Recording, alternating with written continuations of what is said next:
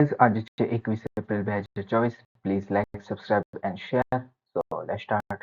આજનો સૌપ્રથમ ટોપિક છે ભારતમાં મતદારોનો અધિકાર. તો સુપ્રીમ કોર્ટે જણાવ્યું હતું કે જે ચૂંટણી મતદારો છે એમને ઉમેદવાર પાસે જે એમની ગોપનીયતા મેળવવાનો અધિકાર છે, પણ એમનું જે વ્યક્તિગત જીવન છે, એમને સંપત્તિનો જે દરેક ભાગ છે એ બહાર કાઢવાની જરૂર નથી. આ મુદ્દો જે છે એ અરુણાચલ પ્રદેશના જે ધારાસભ્ય હતા તેમને પોતાના જે ચૂંટણી આચાર નિયમો 1961 હેઠળ જે એફિડેવિટ ફોર્મ ભરેલું એની અંદર જે 3 વાહનો હતા એમની સંપત્તિ જાહેર કરવામાં નથી આવી. તો એમનું કારણ જે અપક્ષ ઉમેદવાર હતા, જે મતલબ એમ જીતેલા, તો એમની જે ચૂંટણી હતી એમને રદ કરી દેવામાં આવેલી. તો એને કારણે આ જે ગુવાહાટી હાઈકોર્ટ દ્વારા આ નિર્ણય આપવામાં આવેલો. ઓકે, તો ગુવાહાટીના ચુકાદા બાદ સુપ્રીમ કોર્ટે એના પર ચુકાદો આપ્યો કે જે મતદારોને જાણવાનો જે અધિકાર છે એ અધિકાર સંપૂર્ણ નથી. ઓકે, તો જે ગોપનીયતા વસ્તુ જે જાહેર છે એટલે કે જે અપ્રસ્તુત બાબતો છે જે ઉમેદવારોની, જેમ કે ઉમેદવારોની જે ગોપનીયતાનો જે અધિકાર છે એ લોકપ્રતિનિધિત્વ અધિનિયમ 1951ની કલમ 123 હેઠળનો ભ્રષ્ટ વ્યવહાર નહીં ગણવામાં આવે. ઓકે, એટલે કે મતલબ 3 વ્હીકલ જાહેર નથી કર્યા તો એ જાહેર કરવું જરૂરી નથી. ઓકે, દરેક વસ્તુ. તો એવું સુપ્રીમ કોર્ટનું કહેવું છે. ઓકે, જાહેરાતની જે આવશ્યકતાઓ જોઈએ તો અમુક અયસ્કોની જાહેરાત ન કરવી એ આરપીઆઈ 1951ની કલમ જે 36(4) છે એની હેઠળ નોંધપાત્ર પ્રકૃતિની ખામીનું પ્રતિનિધિત્વ નથી કરતી. ઓકે, ઉમેદવારની જવાબદારી જોઈએ તો ઉમેદવાર માટે તેમની અથવા તો તેમના પરિવારના સભ્યોની માલિકીની જંગમ મિલકત છે એની દરેક વસ્તુની જાહેરાત કરવી એ પણ કોઈ પણ આવશ્યકતા નથી. ઓકે, દરેક વસ્તુની જાહેરાત કરવી એ આવશ્યક નથી, જે આપણે આરપીઆઈ એક્ટ 1951 છે એની હેઠળ. ઓકે, અને અદાલતે ભારપૂર્વક કહ્યું કે જે સંપત્તિ જે નોંધપાત્ર બિન જાહેરાતની રચના છે એ મતલબ કે દરેક કેસની વિશેષતાઓ પર નિર્ભર કરશે. એટલે કે મતલબ કેસ બાય કેસ પર ડિપેન્ડ કરશે કે મતલબ કોઈ ઓનલી વેલિડ કહેવાય કે કોઈ વેલિડ કહેવાય. Okay, election commission of India દ્વારા આપવામાં આવેલા અધિકારો જોઈએ તો મતદાનનો જે અધિકાર છે એ બંધારણ દ્વારા સુરક્ષિત છે. ઓકે, અને જે ઉમેદવારની જે માહિતી છે એની અંદર જે ગુનાહિત રેકોર્ડ હોય એમના વિરુદ્ધ, નાણાકીય સ્થિતિ છે એમના પરિવારોની, અને જે ચૂંટણીનો દંડો છે એની અંદર કેટલો ખર્ચો કર્યો છે તો એ જે છે એ જાણવું જરૂરી છે. મતદાર જે મતલબ ઉમેદવાર જે મતલબ ચૂંટણીમાં ભાગ લેવો હોય તેઓ. ઓકે, જો એનઆરઆઈ હોય, મતલબ જે બહારના દેશોમાં રહેતા હોય, જે રોજગાર અથવા તો અન્ય કારણોસર, તો એ ભારતીય ચૂંટણીમાં મતદાન કરી શકે છે. ઓકે, આપણા બંધારણ અને જે ઇલેક્શન કમિશન ઓફ ઇન્ડિયા છે એમના દ્વારા જે જેલમાં બંધ વ્યક્તિઓ છે જેમને મતદાન કરવાની મંજૂરી આપતું નથી. ઓકે, જે આપણે નોટા છે તમને ખબર જ હશે, નન ઓફ ધી અબવ જે ઓપ્શન હોય છે ચૂંટણીમાં, તો જે મતલબ ઇલેક્ટ્રોનિક વોટિંગ મશીન હોય છે તેમાં ઉમેદવારો સિવાય બીજો એક ઓપ્શન આપેલો હોય છે, તો સૌથી છેલ્લે જે નોટાનો ઓપ્શન હોય છે, તો કોઈ પણ ઉમેદવાર જો તમને પસંદ ના હોય તો તમે નોટામાં મતલબ વોટ આપી શકો છો. ઓકે, પણ નોટામાં એવું છે કે જો તમે મતલબ નોટાનું જો આપણે મતલબ રિઝલ્ટ આવે અને જો એમાં પણ સૌથી વધારે જો નોટામાં જ વોટ પડ્યા હોય તો પણ જો ઉમેદવારો મતલબ જેમાં બધા ઉમેદવારોમાં જેનો સૌથી વધારે વોટ હશે તેમને જ મતલબ જીતવામાં આવે છે, મતલબ એને ચૂંટણી જીતી છે એવું જાહેર કરવામાં આવે છે. ઓકે, હવે જે ઇલેક્શન કમિશન ઓફ ઇન્ડિયા છે એમને વિકલાંગ અથવા તો જે અશક્ત મતદાર છે એમને સહાયની ખાતરી કરે છે અને જેમને ચૂંટણી અધિકારીની મદદથી મત આપવા માટે સક્ષમ બનાવે છે. ઓકે, એસિડિફિકેશન. તો એક સ્ટડીમાં કહેવામાં આવ્યું છે કે એસિડિફિકેશન જે છે ભારતીય જમીનમાંથી 3.3 અજબ ટન જે આવશ્યક કાર્બન છે એ છીનવી શકે છે. ભારતમાં જમીનનું એસિડીકરણ જોઈએ તો ભારતમાં જેટલી પણ ખેતીલાયક જમીન છે એમાંથી 30% થી વધુ જે જમીન છે, 30% વધુ એ ખેતીલાયક જમીન જે છે એ એસિડિક જમીન છે. ઓકે, હવે એસિડિક જમીન જે છે એ 5.5% જો કરતા પીએચ જો ઓછી હોય તો તેને આપણે એસિડિક જમીન તરીકે ઓળખશું. ઓકે, એસિડિફિકેશન જે છે એ ધીમે ધીમે થાય છે, જમીનની જે પીએચ છે ધીમે ધીમે ઘટે છે. ઓકે, અને એને કારણે જે સોઇલ ઇનઓર્ગેનિક કાર્બન છે એટલે કે જે એસિડિફિકેશનને કારણે જે એસઆઈસી છે, એસઆઈસી એટલે કે જે જમીનમાં રહેલું જે કાર્બન છે ઇનઓર્ગેનિક કાર્બન, તો એ જે છે એની સાથે મતલબ આ જે મતલબ એસિડ એક પ્રતિક્રિયા કરશે અને જે CaCO3 છે એટલે કે કેલ્શિયમ કાર્બોનેટ જેવા પદાર્થો છે એનું વિઘટન કરીને એને એસિડમાં કન્વર્ઝન કરશે. ઓકે, ન્યુટ્રલ બનાવશે. ઓકે, તો એને કારણે જમીનને નુકસાન થાય છે. જમીનના એસિડીકરણને વેગ આપતા પરિબળો જોઈએ તો એમોનિયમ આધારિત જે ખાતરો છે એમાંથી જો નાઇટ્રોજનનું લીચિંગ થાય એટલે કે જે આપણે N3 એમોનિયા એટલે કે NH3 હોય છે, બરોબર છે, તો એમાં જે નાઇટ્રોજન છે તો એ જે છૂટું પડે તો જે નાઇટ્રોજનનું એસિડીકરણ તરીકે જેમ કે નાઇટ્રિક એસિડ બની શકે છે, તો એવા બધા એસિડ બનવાનો ચાન્સીસ રહે છે નાઇટ્રોજન બેઝડ. ઓકે, પછી જે કાર્બનિક અવશેષો છે એનું વિઘટન છે એના દ્વારા કાર્બનિક એસિડ બની શકે છે. ઓકે, પછી છોડની વૃદ્ધિ દરમિયાન જે CO2 નું ઉત્સર્જન થાય છે એ પણ કાર્બનિક એસિડની બનવા તરફ જઈ શકે છે. ઓકે, હવે જે જમીનનું એસિડીકરણની અસરો જોઈએ તો એસિડિક સ્થિતિને કારણે જે કાર્બોનેટ છે એ ઓગળે છે. ઓકે, મતલબ જે CO3 જે છે એનું વિઘટન થવા માંડે છે, જે મતલબ જમીન માટે ઇમ્પોર્ટન્ટ છે. પછી જે માઇક્રોબિયલ જે ડિક્લાઇન થાય છે એટલે કે જે જમીનમાં રહેતા જે મતલબ જે સૂક્ષ્મ જીવો છે, બેક્ટેરિયા છે, એમને પણ એસિડિક સ્થિતિમાં ટકી રહેવા માટે સંઘર્ષ કરવો પડે છે. પછી એલ્યુમિનિયમ જે છે એ ઝેરી બની જાય છે એસિડિક મતલબ જમીનને કારણે. ઓકે, અને જે અન્ય અસરોમાં જોઈએ તો પેથોજન જે ફૂગ છે એમાં વધારો થાય છે અને પોષક તત્વોની ઉપલબ્ધતામાં પણ ઘટાડો જોવા મળે છે. ઓકે, એસિડિક માટેનું સંચાલન કેવી રીતે કરવા, એટલે કે એને મતલબ ન્યુટ્રલ કેવી રીતના કરાય, તો એસિડિકની નિષ્ક્રિયતા માટે જે જમીનમાં ચૂનો, જીપ્સમ અને ડોલોમાઇટનો ઉમેરવામાં આવે છે. ઓકે, આ ખાસ યાદ રાખવું શું ઉમેરવામાં આવે છે એસિડિટીને ઘટાડવા માટે, ચૂનો, જીપ્સમ અને ડોલોમાઇટ. ઓકે, ઔદ્યોગિક બાય પ્રોડક્ટ્સમાં જે માટીના સુધારા તરીકે જે પ્રેસ મડ, મૂળભૂત જે સ્લેગ છે અથવા તો ફૂડ ડસ્ટનો ઉપયોગ કરવામાં આવે છે. ઓકે, અને જે એસિડિક સહિષ્ણુ પાકનો ઉપયોગ કરવામાં આવે, મતલબ જે શેરડી અથવા તો કેળા જેવા પાકોનો મતલબ ખેતી કરવામાં આવે છે, જેથી જે એસિડિક જમીનમાં એ વિકાસ સારી રીતે કરી શકે છે એના માટે. ઓકે, ઇન્ડિયા ફાર્માકોપિયા કમિશન, તો તાજેતરમાં જે ફાર્મા સ્ટાન્ડર્ડ બોડી જે છે ઇન્ડિયન ફાર્માકોપિયા કમિશન, એમને જે નિમ્સુલાઇડ ડ્રગ છે એના પર ડ્રગ સેફ્ટી એલર્ટ જારી કર્યું છે, કેમ કે એને કારણે ત્વચા ઉપર ફોલ્લી જોવા મળી હતી. ભારતીય ફાર્માકોપિયા કમિશન જે છે એ આરોગ્ય અને પરિવાર કલ્યાણ મંત્રાલયની હેઠળ એક સ્વાયત્ત સંસ્થા છે અને તે દવાના ધોરણો નક્કી કરે છે દેશમાં. ઓકે, હવે તેના કાર્યો જોઈએ તો પ્રચલિત રોગો માટે જે દવાના ધોરણોને નિયમિતપણે અપડેટ કરે છે અને એના નિયમો પણ બહાર પાડે છે. એમાં દવાની ગુણવત્તા માટે નવા અને અપડેટેડ મોનોગ્રાફ્સ અને ભારતીય ફાર્માકોપિયા પ્રકાશિત કરે છે. તમે જોઈ શકો છો આ જે મતલબ બુક્સ જેવું જ હોય છે વોલ્યુમ. ઓકે, પછી જે રાષ્ટ્રીય ફોર્મ્યુલરીઝ પ્રકાશિત કરીને જે તર્કસંગત ઉપયોગોને પ્રોત્સાહન પણ આપે છે. ઓકે, જે આ ઇન્ડિયન ફાર્માકોપિયા છે એ માનવ અને પ્રાણીઓ માટેના આરોગ્ય સંભાળ માટેની જે દવાઓની ઓળખ, શુદ્ધતા અને શક્તિ માટેના ધોરણો નિર્ધારિત કરે છે. આ મેઇનલી કામ કરે છે સ્ટાન્ડર્ડ નક્કી કરવાનું. ઓકે, હવે જે ઇન્ડિયા ફાર્માકોપિયામાં જે સૂચના મુજબની જે દવાઓની શુદ્ધતાનું પરીક્ષણ કરે છે અને ચકાસણી માટેના આઈપી સંદર્ભોના પદાર્થોને પ્રદાન પણ કરે છે. ઓકે, મતલબ એક લિસ્ટ જેવું બહાર પાડે છે. ઓકે, હવે જે ફિક્સ ડ્રગ્સ વિસ્ફોટ વિશે જોઈએ તો એ ત્વચા અથવા તો જે મ્યુકસ મેમ્બ્રેન સાઇટ છે એના પર જે ડ્રગ્સ પ્રેરિત ત્વચા રોગનો એક પ્રકાર છે જે એન્ટોમાઇક્રોબિયલ અને જે નોન સ્ટેરોઇડ જે બળતરા છે એના વિરોધી દવાઓ સાથે મતલબ આ જે દવાઓ લેવામાં આવે છે તેને કારણે વધુ જોવા મળે છે. ઓકે, ડિફેન્સ સિસ્ટમ, તો ઇઝરાયલે પ્રથમ વખત સીડોમ ડિફેન્સ સિસ્ટમ તૈનાત કર્યું છે. સીડોમ છે એટલે કે સીમાં તૈનાત કરવામાં આવ્યું છે ઇઝરાયલ દ્વારા. સીડોમ જે છે એ આયર્ન ડોમનું એક નેવલ વર્ઝન છે. આયર્ન ડોમ પણ ઇઝરાયલનું છે. ઓકે, સીડોમ છે એ સૌપ્રથમ ઇલત નજીક પ્રતિકૂળ વિમાનના જે જવાબમાં તૈનાત કરવામાં આવેલું. ઓકે, હજી આયર્ન ડોમની જેમ જ આ મિસાઇલો સાથેના જે જોખમો છે એને શોધવા બેઅસર કરવા માટે રડારનો ઉપયોગ કરે છે. ઓકે, એમાં લક્ષણો જોઈએ તો આયર્ન ડોમની જેમ જ વિપરીત તે સી ડોમ જે છે એ નૌકાદળોના ઉપયોગ માટે રચાયેલો છે. એટલે નૌકામાં મતલબ નૌકા સીપ પર આપણે એને ઇન્સ્ટોલ કરી શકીએ છીએ અને જહાજની રડાર સિસ્ટમ સાથે સંકલિત હોય છે. ઓકે, તે દરિયા અને જે દરિયાકાંઠાના જે જોખમો છે એને વ્યાપક પરિપત્ર સુરક્ષા પ્રદાન કરવા માટે યુઝ થાય છે. ઓકે, જે સી ડોમ છે એ SAR-6 ક્લાસ કોર્વેટ જે છે મતલબ ઇઝરાયલી જે નૌકાદળ છે એમાં જે લેવાતા જર્મન નિર્મિત યુદ્ધ જહાજ છે તેમાં મતલબ યુઝ કરવામાં આવશે. ઓકે, જે નવેમ્બર 2022માં ઓપરેશનલ જાહેર કરવામાં આવેલું. ઓકે, ટેકનિકલ ઘટકોમાં જોઈએ તો તેની અંદર તામીર ઇન્ટરસેપ્ટર્સનો ઉપયોગ કરવામાં આવે છે. પછી જે લોન્ચ વ્હીકલ તરીકે મોડ્યુલર વર્ટિકલ લોન્ચ યુનિટનો ઉપયોગ કરવામાં આવે છે. ઓકે, અને કમાન્ડ એન્ડ કંટ્રોલમાં જે સમુદ્ર ખતરાની જે શોધ અને ટ્રેકિંગ કમાન્ડ એન્ડ કંટ્રોલ ઘટકોનો સમાવેશ થાય છે. ઓકે, 400 વિશે જોઈએ તો 1980 ના દાયકામાં જે રશિયાના અલ્માઝ સેન્ટ્રલ ડિઝાઇન બ્યુરો દ્વારા એને વિકસિત કરવામાં આવેલું. ઓકે, જે MIM-104 જે પેટ્રિયોટ છે એ પશ્ચિમી હવાઈ રક્ષણ પ્રણાલીનો સામનો કરવા માટે મતલબ જે યુએસનું મતલબ એની સામે રક્ષણ મેળવવા માટે જ આનો મતલબ વિકાસ કરવામાં આવેલો. ઓકે, હવે 1970 થી 1960 થી 70 ની અંદર જે S-200 અને S-300 સિસ્ટમ છે એને રિપ્લેસ કરીને S-400 અત્યારે નવું વર્ઝન બહાર કાઢવામાં આવ્યું છે. ઓકે, એટલે ખાસો ટાઈમ થઈ ગયો એમ તો. લક્ષણો અને ક્ષમતાઓમાં જોઈએ તો પહેલા શોધ અને ટ્રેકિંગ છે તો વાઇડ એરિયા સર્ચ કરી શકે છે. એટલે કે 36 ધમકીઓ છે મતલબ 36 મિસાઇલ એક સાથે આવતી હોય એની જે મને સાથે જે એની અંદરથી છૂટા પડતા એ 300 લક્ષ્યો છે એને ટ્રેક કરીને જાળવણી કરી શકે છે અને ઓકે, પછી 360 ડિગ્રી સર્વેલન્સ કરી શકે છે.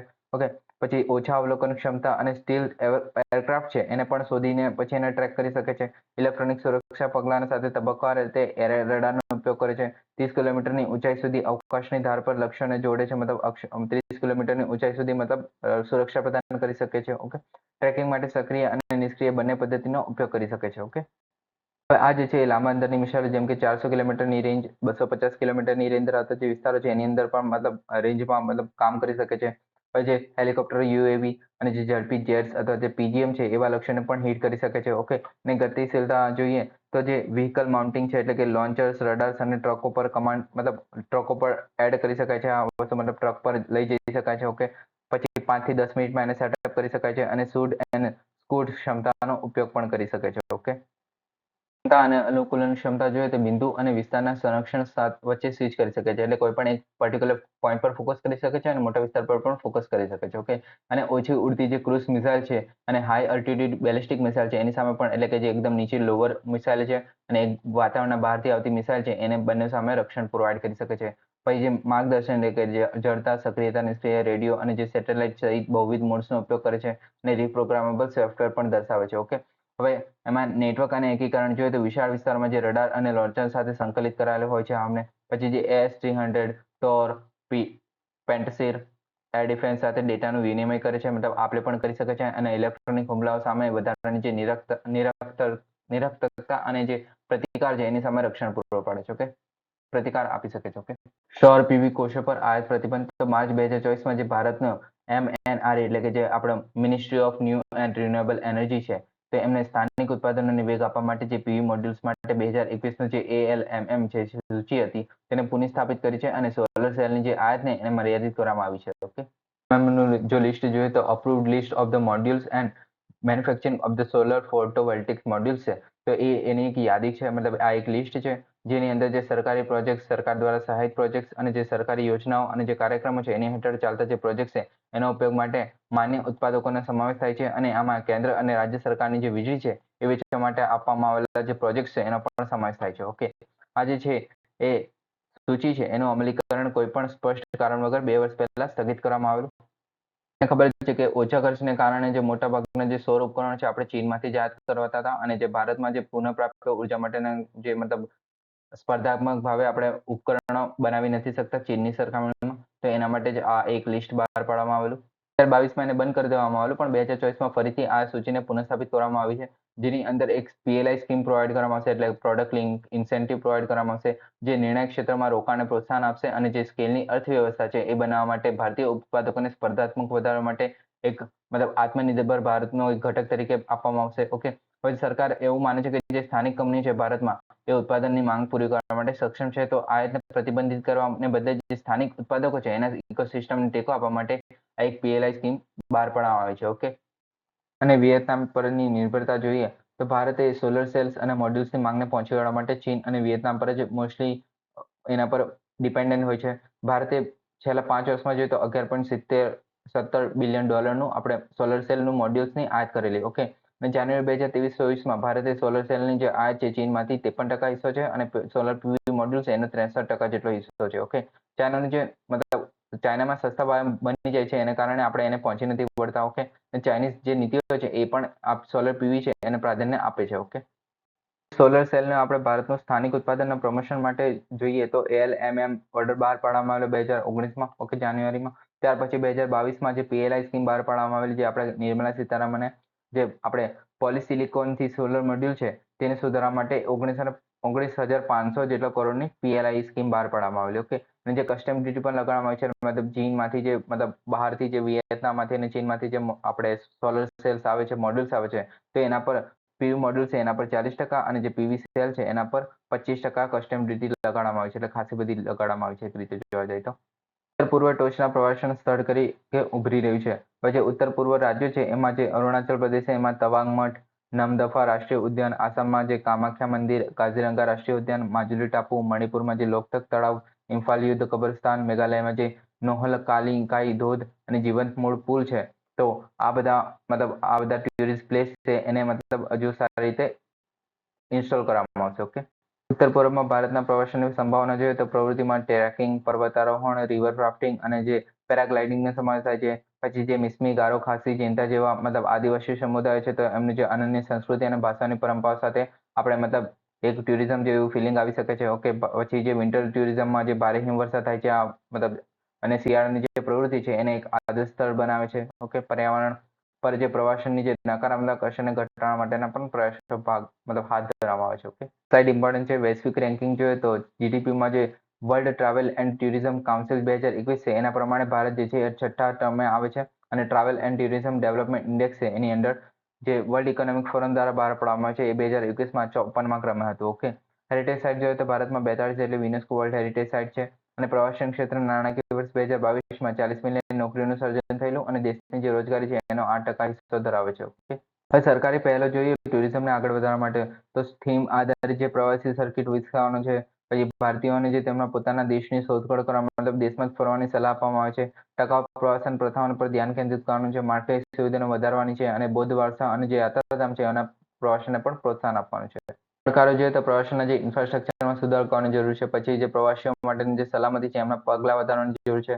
પ્રશિક્ષિત વ્યાવસાયિકોની અછત છે. આવશ્યક સુવિધાનો અભાવ છે અને જે ઘણીવાર મોસમી ફેરફારને કારણે પણ પ્રભાવિત થાય છે, તો એને પણ સુધારવાની જરૂર છે. ડેવલપમેન્ટ બેંક તો તાજેતરમાં જે ભારતે એશિયન ડેવલપમેન્ટ બેંક સાથે ઉચ્ચ ગુણવત્તાવાળા જે શહેરી ઇન્ફ્રાસ્ટ્રક્ચર બનાવવા અને સેવાના વિતરણમાં સુધારો કરવા માટે અને કાર્યક્ષમ શાસનની પ્રણાલીને પ્રોત્સાહન આપવા માટે $400 મિલિયન નીતિ આધારિત લોન કરાર પર હસ્તાક્ષર કર્યા છે. ડેવલપમેન્ટ બેંક વિશે જોઈએ તો એક બહુપક્ષીય વિકાસ બેંક છે અને એની સ્થાપના 19 ડિસેમ્બર 1966 રોજ થઈ હતી. એશિયા પેસિફિક ક્ષેત્રના જે દેશો છે એમને આર્થિક વૃદ્ધિ અને સહકાર આપવાના સહકારને પ્રોત્સાહન આપવા માટે આ બનાવવામાં આવેલી સામાજિક અને આર્થિક વિકાસ માટે કાર્ય કરે છે. તકનીકી સહાય અને અનુદાન જે ઇક્વિટી રોકાણ પ્રદાન કરે છે. ખાનગી ક્ષેત્રના જે પ્રોજેક્ટ છે અને જાહેર ખાનગી ભાગીદારી માટે પણ નાણાં પૂરા પાડે છે. નીતિ સંવાદની સુવિધા આપે છે અને સલાહકારી સેવા પણ પૂરી પાડે છે. 68 સભ્યો છે એમાંથી 49 એશિયામાંથી છે અને બાકીના જે 19 છે એ બહારથી છે. ઓકે, એશિયા પેસિફિકની બહારથી. ઓકે, હવે એમાં જે ગવર્નિંગ બોડી તરીકે એક બોર્ડ ઓફ ગવર્નન્સ છે. ઓકે, એના સભ્યોની મૂડી જે સબસ્ક્રિપ્શન પર આધારિત છે. હવે એમનો જે શેરના મુખ્ય ધારકો જોઈએ, મતલબ શેરના આધારે 2022માં તો કે કુલ શેર જે છે એ 15.6% સાથે જાપાન અને યુનાઇટેડ સ્ટેટ છે. પીપલ્સ રિપબ્લિક ઓફ ચાઇના જે 6.4% જેટલો શેર ધરાવે છે આ બેંકમાં. ભારત છે 6.3% જેટલો હિસ્સો ધરાવે છે અને ઓસ્ટ્રેલિયા જે 5.8% જેટલો હિસ્સો ધરાવે છે. જે સભ્યના યોગદાન દ્વારા ધિરાણમાંથી જાળવી રાખેલી કમાણી અને લોનની ચૂકવણીના આધારે રાખે છે. મતલબ આનું જે બેંકનું ધિરાણ છે એ આનામાંથી ભંડોળ જે છે આ વસ્તુમાંથી આવે છે. ઓકે, અને તેનું મુખ્ય મથક મનીલા ફિલિપાઇન્સમાં છે. ઓકે, યુરેશિયન ઓટર તો ભારતમાં સૌપ્રથમ યુરેશિયન ઓટરને સાતપુરા વાઘ અભયારણ્ય છે મધ્યપ્રદેશમાં. ત્યાં રેડિયોટેક તરીકે જોઈન કરવામાં આવે છે. રેડિયોટેક. ઓકે, રેડિયોટેક તો તમને ખબર જ હશે કે આપણે જોઈ શકે કે કઈ જગ્યાએ જઈ રહ્યું છે, ક્યાં રહી રહ્યું છે, એના માટે રેડિયો ટેકિંગ કરવામાં આવે છે. ઓકે, જેથી એના પર નિગરાની રાખી શકાય એક રીતે. ઓકે, ભારતમાં જોવા મળતા અન્ય બે ઓટીર પ્રજાતિમાં જે સ્મૂથ કોડેડ ઓટીર છે અને એશિયન જે નાના પંજાવાળો ઓટીર છે. ઓકે, યુરેશિયન ઓટીર છે એની સંરક્ષણ સ્થિતિમાં નિયમિત થ્રેટન છે. વન્યજીવ સંરક્ષણ અધિનિયમ 1976 છે એની અંદર અનુસૂચિત વનમાં છે. સાઇટ્સની અંદર પરિશિષ્ટ એકમાં છે. ઓકે, વિતરણ જોઈએ તો યુરોપ, એશિયા અને આફ્રિકામાં જોવા મળે છે અને ભારતમાં ઉત્તર પૂર્વ, ઉત્તરમાં અને દક્ષિણ પ્રદેશમાં પણ જોવા મળે છે. આમાં જોઈએ તો એમનો રંગ જે છે એ બ્રાઉન છે. ઓકે, ને વેબ બેડ જે ફીટ જે જળચર જીવનશૈલી એટલે કે જે કાન છે અને નાક છે એને પાણીની નીચે પાણીની અંદર જાય તો બંધ કરવાની ક્ષમતા ધરાવે છે. Web3 જે વેબ3 ડેવલપર્સના વૈશ્વિક પૂલમાં ભારતનો હિસ્સો 2018માં 3%થી વધીને 2023માં 12% જેટલો વધ્યો છે. Web3 એટલે કે જે વર્લ્ડ વાઇડ વેબ છે એટલે કે જે આપણું ઇન્ટરનેટ છે એની ત્રીજી પેઢીને આપણે વેબ3 તરીકે ઓળખીએ છીએ. આ જે છે એ પીયર ટુ પીયર વ્યવહારો માટે એટલે કે મધ્યસ્થી વિના જે ક્રિયા પ્રતિક્રિયાઓને સક્ષમ કરે છે. એટલે કે વચ્ચે કોઈ પણ મધ્યસ્થી વગર આ ડાયરેક્ટલી સોર્સ સાથે કનેક્ટ કરે છે. જે યુઝર્સ છે એમને એની અંદર જે વપરાશકર્તા અને નાણાકીય હિસ્સાઓ વેબ પર વધુ નિયંત્રણ પ્રદાન કરે છે અને જે ડેટા નિયંત્રણ એટલે કે જે પ્રાઇવસી ડેટા છે એનો પણ નિયંત્રણ કરવાની મંજૂરી આપે છે. જે વ્યક્તિગત ડેટા હોય છે તેમને એમાં ઘટકો જોઈએ તો ક્રિપ્ટોકરન્સી પણ એની અંદર આવી જાય છે. નોન ફંજીબલ જે ટોકન છે એ પણ આવી જાય છે. પછી એમાં બ્લોકચેન આધારિત સામાજિક નેટવર્ક સાથે સંભવિત છે.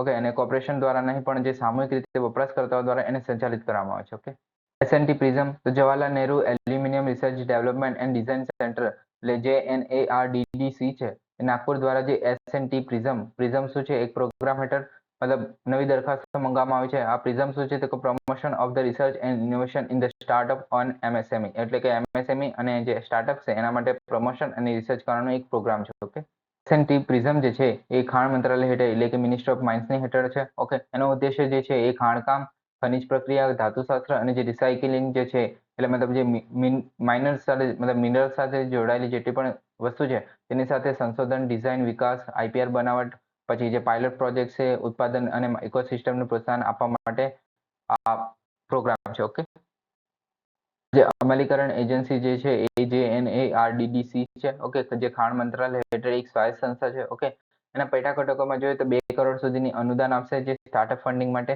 અને ઇન્ક્યુબેશન સેન્ટર માટે 10 કરોડ સુધીનું અનુદાન આપશે. ઓકે, ધમકી તો વધતી જતી જે સાયબર ધમકીઓ છે એને માઇક્રો ફાઇનાન્શિયલ સ્ટેબિલિટી જે છે એની માટે ગંભીર ચિંતા ઉભી કરી છે એવું કહેવું છે ઇન્ટરનેશનલ મોનિટરી ફંડનું. ઓકે, IMFનો વૈશ્વિક નાણાકીય સ્થિરતા રિપોર્ટ 2024 મુજબ જે સાયબર ઘટનાઓ છે એ ભારે નુકસાન જે જોખમી છે એ વધીને 2.5 બિલિયન થઈ ગયું છે. ઓકે, COVID-19ના રોગચાળા પછી જે સાયબર હુમલાઓ છે એની સંખ્યામાં લગભગ બમણી થઈ ગઈ છે અને નાણાકીય કંપનીઓ પર હુમલો જે છે એ લગભગ 5 ગણો પાંચમા ભાગનો જે હિસ્સો છે એ નાણાકીય કંપનીઓ પર જ મોસ્ટલી જોવા મળે છે એટલે કે બેંકો પર. ઓકે, નાણાકીય ક્ષેત્રમાં વધતી જતી સાયબર ઘટનાઓ પાછળના કારણો જોઈએ તો જે વધેલી ડિજિટલ નાણાકીય સેવાઓ જે હેકર્સ છે એના માટે લક્ષ્ય સમૃદ્ધ વાતાવરણ પ્રદાન કરે છે. પછી જે આંતરિક ધમકીઓ એટલે કે જે વપરાશકર્તાઓની જે સંપત્તિ એને એક્સેસ કરવાને અધિકૃત કરે છે અને જે ઇરાદાપૂર્વક અથવા તો આકસ્મિક રીતે એમાં વિશેષ અધિકારોનો દુરુપયોગ કરે છે. પછી જે કૌશલ્યનો તફાવત જોવા મળે છે એટલે કે નાણાકીય કંપનીઓની જે સાયબર ધમકીઓ માટે અસંવેદનશીલ બનાવે છે એટલે કે મતલબ ત્યાં કામ કરતા જે લોકો છે એમને ટોટલી અવેર નથી હોતા અથવા તો જે હેકર્સને કેવી રીતના ટેકલ કરવું તે પણ એમને નથી ખબર હોતી. ઓકે, પછી જે ભૌગોલિક રાજકીય તણાવ જેમ કે યુક્રેન અને જે રશિયાની આક્રમણ પછી સાયબર હુમલામાં વધારો થયો છે. ઓકે, હુમલાની અસર જોઈએ તો જે ડેટા ભાગને લીધે લક્ષિત સંસ્થાઓ છે એના જે ઉચ્ચ ડિપોઝિટ આઉટફ્લો થઈ શકે છે એટલે કે ડિપોઝિટ થવાની જગ્યાએ પૈસા જે છે બેંકોની બહાર આવવા માંડે છે. ઓકે, પેમેન્ટ નેટવર્ક છે જેમ કે ટ્રેડિંગ, ઓનલાઈન જે બેન્કિંગ છે એને પણ નુકસાન કરી શકે છે અને નાણાકીય સ્થિરતાને નબળી પાડી શકે છે. નાણાકીય સિસ્ટમના નેટવર્કને ઝડપથી પ્રચાર કરી શકે છે. એને કારણે જે બજારની સ્થિતિ છે એને અસર કરી શકે છે કેમ કે મોસ્ટ અત્યારે સાયબર હુમલા એના પર થવા મળે છે. ઓકે, પછી ભલામણ જોઈએ તો સુપરવાઇઝરી એજન્સીઓ છે એમને સાયબર ઘટનાઓની જાણ ઝડપી થાય એના માટેના કાર્ય કરવા છે. નાણાકીય કંપનીઓ જે સાયબર ઘટનાઓ છે એનો સામનો કરવા માટે કાર્યરત રહેવું જોઈએ. વર્લ્ડ સાયબર ક્રાઇમ ઇન્ડેક્સ જોઈએ તો ઇન્ડેક્સ જે છે એ યુનિવર્સિટી ઓફ ધ ઓક્સફોર્ડ અને જે UNSW જે કેનબેરા છે એના વચ્ચે સંયુક્ત ભાગીદારી તરીકે વિકસાવવામાં આવે છે. સાયબર ક્રાઇમમાં ભારત જે છે 10મો ક્રમે છે જેમાં એડવાન્સ ફીની ચૂકવણી કરનાર જે લોકો છે એની સાથે છેતરપિંડી સૌથી સામાન્ય પ્રકાર જોવા મળે છે. ઓકે, આ યાદીમાં જે રશિયા છે એ ટોપ પર છે અને ત્યારબાદ યુક્રેન અને ચીન આવે છે. ઓકે, તો ગાઈઝ આજ માટે આટલું જ. Please subscribe, like and share. Thank you for listening. જય હિન્દ, વંદે માતરમ.